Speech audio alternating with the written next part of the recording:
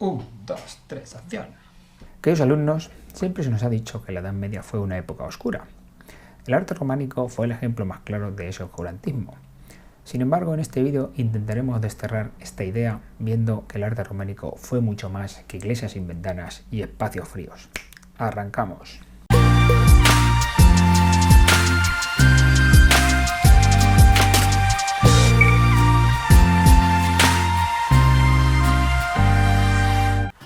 Bueno, vamos a darle caña al arte románico.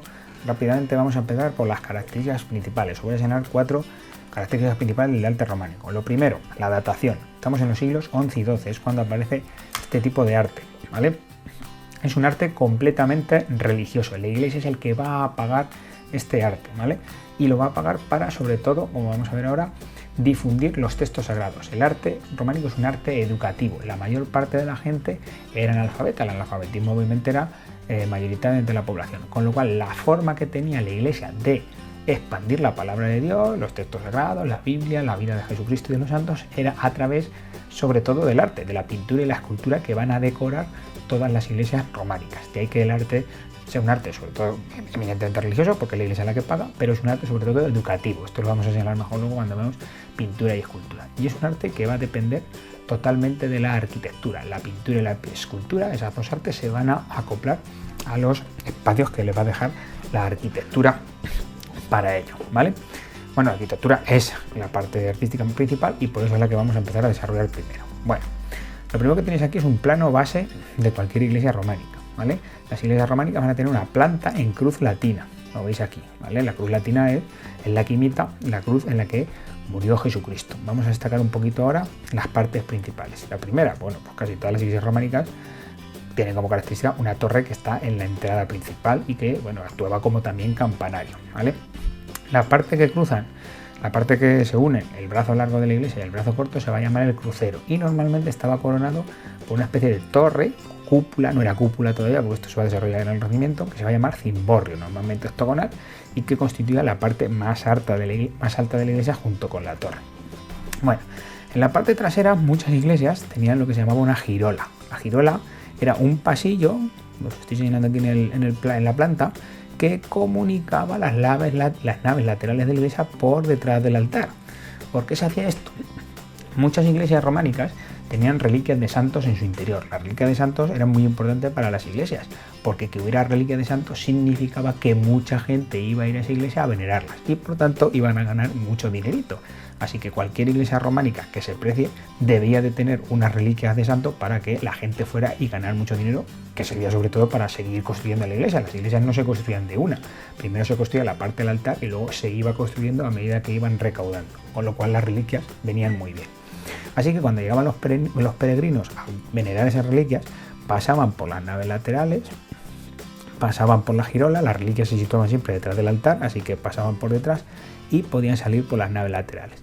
Era una forma de que todo el día estuvieran peregrinando los peregrinos que llegaban a esa iglesia sin interrumpir los oficios religiosos que se situaban en la nave central, ¿vale? De ahí que muchas iglesias de estas tuvieran esta girola. Bueno, la parte de atrás de las iglesias normalmente tenían forma, como veis aquí, semicircular, ¿vale? Esta parte de atrás se llamaba ábside y esos ábsides en muchas ocasiones tenían como pequeños ábsides minúsculos que se llamaban absidiolos, ¿vale? En estos absidiolos normalmente se situaban capillas más pequeñas, capillas que pagaba la gente por, se hacía la gente privadamente para enterrarse allí. Era también una forma de que la iglesia recaudara dinero. La iglesia recaudaba dinero cobrando por enterrarse allí a, obviamente, la gente rica, a los nobles principalmente. Y de esa forma también pues, podían seguir construyendo la iglesia o haciendo con ese dinero lo que quisieran. Cuantas más capillas laterales tuviera la iglesia, cuanto más absidiolos en este caso, pues más gente se podía enterrar rica en la iglesia y por tanto más dinero podían recaudar. De ahí que tuvieran muchas capillas laterales en las iglesias antaño. Bueno, elementos constructivos. El elemento clásico del arte románico es el arco de medio punto, este arco en forma de semicircunferencia. Las bóvedas de cañón. La bóveda de cañón simplemente es la sucesión de arcos de medio punto. Esa bóveda también en forma de semiesfera o media esfera, ¿vale? Bueno, las iglesias románicas, como veis aquí, van a tener muy pocas ventanas y muros muy gruesos. Además van a ser muy, pequeñas, ¿vale? No van a ser muy altas.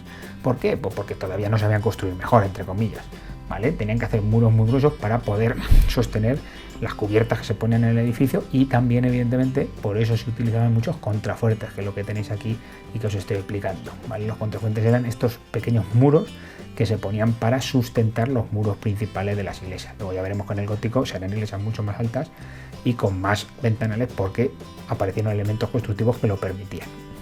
Bueno, en cuanto a la pintura y la escultura, como hemos dicho, la pintura y la escultura se van a, vamos a decir, a depender de la arquitectura, es decir, van a aprovechar los huecos que le van a dejar la arquitectura para ponerse. ¿Cómo lo veis? Pues aquí perfectamente, ¿vale? Por ejemplo, en el pantocrátor este que tenéis en las puertas de las iglesias, normalmente las puertas de las iglesias era donde se hacían las esculturas en relieve, y aquí tenéis un ábside decorado, ¿vale? Tanto esto como esto es lo que se llama un pantocrátor. Un pantocrátor es un poco la imagen que, bueno, característica del románico, ¿vale? El pantocrátor simplemente es Dios, como tenéis aquí, en majestad, o Jesucristo en majestad en este caso, rodeado por lo que se llama la mandorla, y alrededor tiene los 4 evangelistas, ¿vale? Y por debajo, pues, normalmente aparecen los apóstoles o algunos santos, etcétera, etcétera, ¿vale? Siempre se representaba de la misma forma. ¿Por qué? Por lo que os he dicho antes, porque esto es un arte educativo. Viendo esta imagen, todo el mundo podía conocer las Sagradas Escrituras, sabía quién era Jesucristo, sabía quién eran los apóstoles. Era una forma, como decimos, de difundir la palabra de Dios ante los fieles, ¿no? Y bueno, pues el pantocrátor es una imagen típica que aparece en muchas iglesias románicas, tanto en las portadas en forma de escultura como en el interior. Esto es San Clemente Taúl, en el interior, en la parte, bueno, parte del ábside normalmente. Pero vamos, siempre se presenta lo mismo. Era una perspectiva más jerárquica, como veis aquí. ¿Cómo sabemos quién es Jesucristo? Pues evidentemente era el más alto, ¿vale? Y cuanto más grande era la figura, más importante era. Y luego, pues también muchas veces habréis pensado, joder, qué mal pintaban en esta época, qué mal esculpían, ¿no? Las figuras son planas, como veis aquí, no tienen ningún tipo de profundidad. ¿Se hacía su aposta? No necesariamente. ¿Por qué no necesariamente? Porque no hacía falta, vamos a decir, pintar bien. El arte era un arte educativo, lo que se trataba era de que la gente comprendiera lo que estuviera viendo.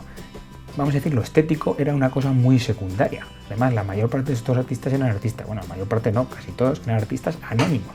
Es decir, no importaba quién eras, porque tú dabas tu vida, por decirlo de alguna manera, o dabas tu arte a Dios, ¿vale? Entonces, lo importante era que el espectador entendiera lo que estaba viendo, no que fuera bonito o feo. De ahí que, bueno, pues a veces parecen dibujos un poquito infantiles, ¿no? Los del arte románico, incluso las esculturas, como vamos a ver ahora, ¿vale? Como veis aquí, pues parecen un poco dibujos animados, etcétera, etcétera, o así hechos por niños. Bueno, pues no era exactamente eso, ¿vale? No es que le hicieran niños, es que no supieran esculpir o dibujar, sino que tenían esa parte educativa, ¿vale? Bueno, las figuras, por ese sentido, eran figuras muy rígidas, esquemáticas, no tenían prácticamente correlación entre ellas, eran figuras aisladas, ¿vale? Y casi todas pues tenían las mismas características, estaban mirando al frente, no tenían profundidad y, bueno, pues tenían los ojos almendrados estos, sin expresión, etcétera, etcétera, ¿vale?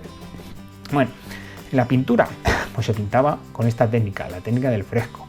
La técnica del fresco es echar yeso simplemente y mientras el yeso, está fresco, es decir, antes de que se seque, pintar, de que sí se fijaba más el color.